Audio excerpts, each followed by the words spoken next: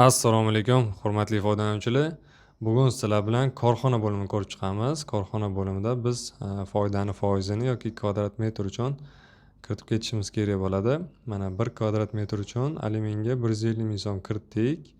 O'ng tomonda o'zbek so'mi yoki dollar belgilash tugmasi bor. Shu yerga e'tiborli bo'linglar. Ko'pchilik dollar belgilab qo'yyapti. Mana alyumin uchun 1 kvadratiga 150 ming so'm kiritdik. Endi 1 kvadratli deraza hisoblab ko'ramiz. Bu yerda tan narxiga inobatga olmasdan faqat yuzasi uchun hisoblaydi. Mana tan narxi 606 ming, 1 kvadrat uchun 150 ming so'm tan narxiga qaramasdan hisobladi. Endigi navbatda foizga hisoblaymiz. Taxminan alyumin uchun 30% kiritamiz.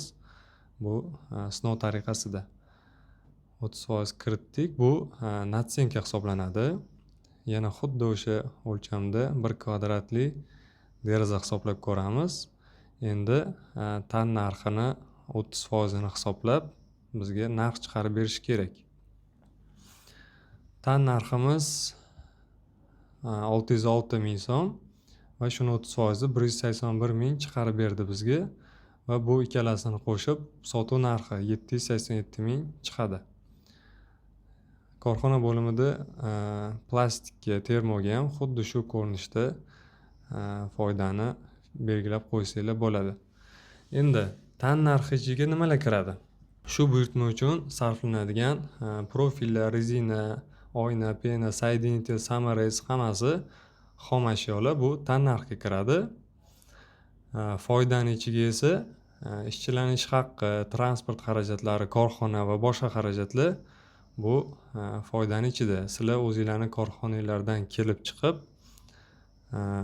foydani foizini belgilab qo'ysanglar bo'ladi. Endi natsenka bilan marjani farqlab olaylik bilmaganlar uchun. Deylik, tan narxi 1 million so'mlik deraza. Biz unga 40% natsenka kiritdik va dastur 1 millionni 40% ni hisoblab 400 ming so'm chiqardi. Endi bu ikkalasini qo'shib 1 million 400 ming so'm sotuv narxini hisobladi va endi sotuv narxidagi marjani foizi bu 28.5. 400 ming so'mlik foyda bu umumiy sotuv narxini 28.5% ni tashkil etadi. Bu marja hisoblanadi. Ko'pchilik korxona bo'limiga kirib 40% kiritib buni marja deb o'ylayapti. Yo'q, bu marja emas, bu natsenka. Umumiy sotuv narxidan marja kelib chiqadi.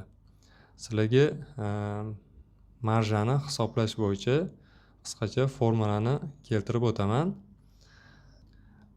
Hammaga kattakon rahmat.